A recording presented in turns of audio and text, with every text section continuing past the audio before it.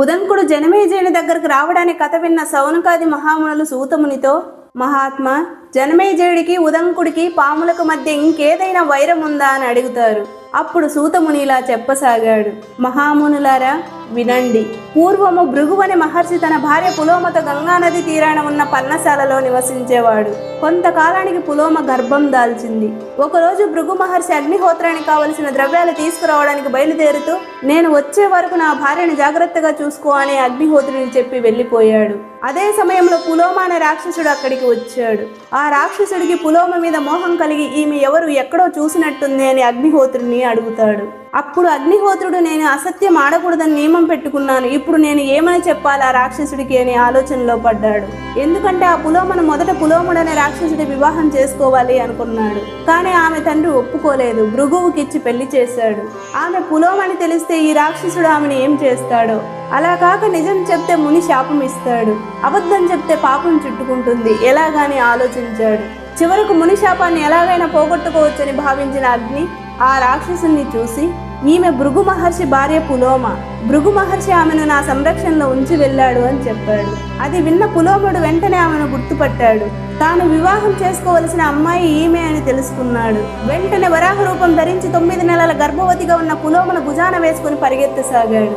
అలా పరిగెత్తుతున్న సమయంలో అదుర్లకి ఆమె గర్భంలోని శిశువు కిందకు జారిపడ్డాడు. గర్భం నుండి జారిపడినవాడు కావడంతో అతనికి చవనుడు అని పేరు వచ్చింది. కింద పడిన ఆ శిశువు కళ్ళు తెరిచి తీవ్రమైన కోపంతో రాక్షసుని ఒక్క చూపు చూశాడు. చవనుడి నేత్రాల నుండి వచ్చిన అగ్నిజ్వాలల వేడిని తట్టుకోలేక పులోముడని ఆ రాక్షసుడు క్షణాల్లో భస్మమైపోయాడు. అప్పుడు పులోమ తన బిడ్డను ఎత్తుకుని భృగు మహర్షి ఆశ్రమానికి వచ్చింది. రాక్షసుడు ఆమెను ఎత్తుకొని పోతుండగా ఆమె కళ్ళ నుండి కారిన కన్నీరు ఒక ప్రవాహంలా పారింది. ఆ నదికి బ్రహ్మదేవుడు వధూసర అనే నామకరణం చేశాడు. ఇంతలో భృగు మహర్షి హోమద్రవ్యాలతో ఆశ్రమానికి తిరిగి వచ్చాడు. అక్కడ ఉదయపు సూర్యుడిలో ప్రకాశిస్తున్న తన కుమారుణ్ణి చూసి ఆశ్చర్యపోయాడు. జరిగిన విషయమంతా తెలుసుకున్నాడు. అప్పుడు భృగువు తన భార్యతో, అసలు నీవు పులోమ అని నా భార్య అనే రాక్షసుడికి ఎలా తెలిసింది, ఎవరు చెప్పారు అని అంటాడు. దాంతో పులోమ, నాథ, ఈ అగ్నిదేవుడే నా పేరు పులోమ అని నేను తమరి భార్యనని చెప్పాడు. వెంటనే వాడు వరాహ రూపం ధరించి నన్ను భుజాన వేసుకుని పరిగెత్తాడు. ఆ సమయంలో ఈ బిడ్డ నా గర్భం నుండి జారి కింద పడ్డాడు. ఈ బిడ్డ తేజస్సును చూడగా నా రాక్షసుడు భస్మమైపోయాడు అంటుంది. అది విన్న భృగు మహర్షికి తీవ్రమైన కోపం వచ్చింది. దాంతో అగ్నిని పిలిచి, నా భార్య గురించి చెప్పిన నీవు సర్వభక్షకుడు గాక అని అగ్నిదేవుని శపించాడు. అప్పుడు అగ్ని, మహర్షి, నేను సత్యం పలకాలనే నియమంతో నిజం చెప్పాల్సి వచ్చింది. పైగా ఆ రాక్షసుడికి అగ్ని వల్ల మరణం లేదని, నీ కుమారుడి చేతిలోనే మరణం ఉందని వరం ఉంది.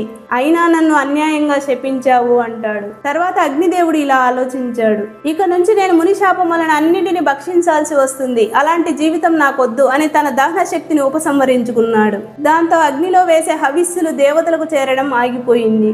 యజ్ఞహోమాల ద్వారా అందే ఆహారం లేక దేవతలందరూ బలహీనపడిపోయారు. చివరకు దేవతలందరూ కలిసి బ్రహ్మదేవుని దగ్గర మొరపెట్టుకున్నారు.